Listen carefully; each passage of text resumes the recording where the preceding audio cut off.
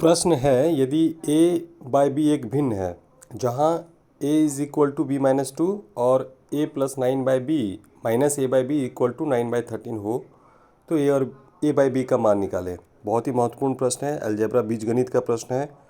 नवोदय में पूछा जा चुका है 2024 या 23 में। इस तरह के प्रश्न पूछे जा सकते हैं। इस प्रश्न में a का मान दिया गया है और पुनः a और b दोनों का मान निकाल के दोनों का भिन्न के रूप में मान निकालना है।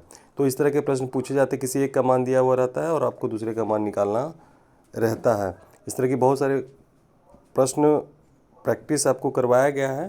तो इस प्रश्न को हल करने के लिए या किसी भी प्रश्न को हल करने के लिए सबसे पहले हम लोग क्या करते हैं, जो गिवन है, जो दिया है, अगर आप उसको लिख लेते हैं तो प्रश्न को सॉल्व करने में आपका काफ़ी हेल्प हो जाता है। तो सबसे पहले हम लोग देखते हैं कि दिया क्या है। इस प्रश्न में दिया है कि a plus 9/b minus A by B equal to 9/13 और क्या दिया हुआ है, a equal to B minus two. ये प्रश्न में हमारी सहायता के लिए दिया गया है। इसी की सहायता से हम लोग प्रश्न को सॉल्व करेंगे।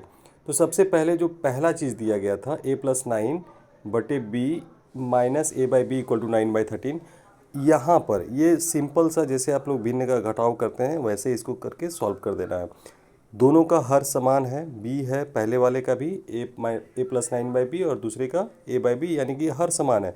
जब हर समान हो तो अगर घटाना हो तो सिंपल से हर को अंश को घटा देंगे, अगर जोड़ना है तो सिंपल से अंश को जोड़ देंगे। तो यहाँ पर चूँकि माइनस करना है तो हम लोग क्या करेंगे, पहले वाले समीकरण को हल करेंगे और हर समान है तो एलसीएम इसका b हो जाएगा और अंश में a प्लस 9 माइनस a हो जाएगा। चूँकि a प्लस में है और a माइनस में है तो a माइनस a कैंसिल हो जाएगा या कट के 0 हो जाएगा, बच जाएगा केवल क्या, अंश में मेरा 9 बच जाएगा और हर में चूंकि b था तो 9/b इक्वल टू 9/13। अब ऊपर 9 और 9 चूंकि अंश समान है तो ये दोनों भी कैंसिल हो जाएगा और हमारा b इक्वल टू 13 बच जाएगा। तो यहाँ से हमने b का मान प्राप्त कर लिया है, b का मान 13 प्राप्त कर लिया है। इसकी सहायता से अब हम लोग a का मान ज्ञात कर लेंगे, क्योंकि यहाँ पर आपका दिया गया था a equal to B minus to.